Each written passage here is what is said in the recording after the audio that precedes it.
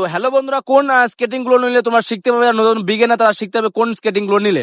তো এটা হচ্ছে একটা নর্মাল স্কেটিং, এর দাম 900 টাকা। তো এটা নিলে একদম শিখতে পারবে না তোমরা, একেবারে চাকাগুলো জাম বিয়ারিং ফিয়ারিং কিছু নেই, একেবারে বাজে একটা স্কেটিং। তো এটা হলো একটা মিড রেঞ্জের স্কেটিং শু। তো এটাও একটা অতটা ভালো না, যে চাকাগুলো ভালো মোটামুটি চলে, কিন্তু পায়ে দিতে গ্রুমুটা বেঁকে যায়। তো ভালো করে লক সিস্টেম নেই, এটা আমি নিতে তোমাদের বলবো না, একদমই বলবো না। তো তারপর চলে আসে জেসপো মোটামুটি ভালো, লক সিস্টেমও ভালো আছে, চাকার হুইল গুলো ভালো।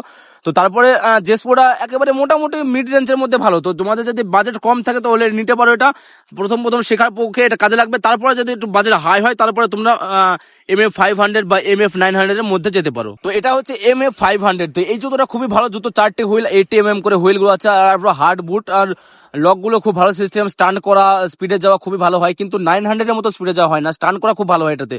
আর তুমি যদি বিগিনার হও, শিখতে চাও, তো MF500 তোমার কাছে বেস্ট অপশন হবে। তো তারপর চলে আসে সমস্ত স্কেটিং এর বাপ ভাই MF900। তো এই স্কেটিংটার ব্যাপারে আমি খুব কমই বলবো, কারণ তোমরা সবাই জানো এই স্কেটিংটার ব্যাপারে, আমিও নিজে এই স্কেটিংটা চালাই।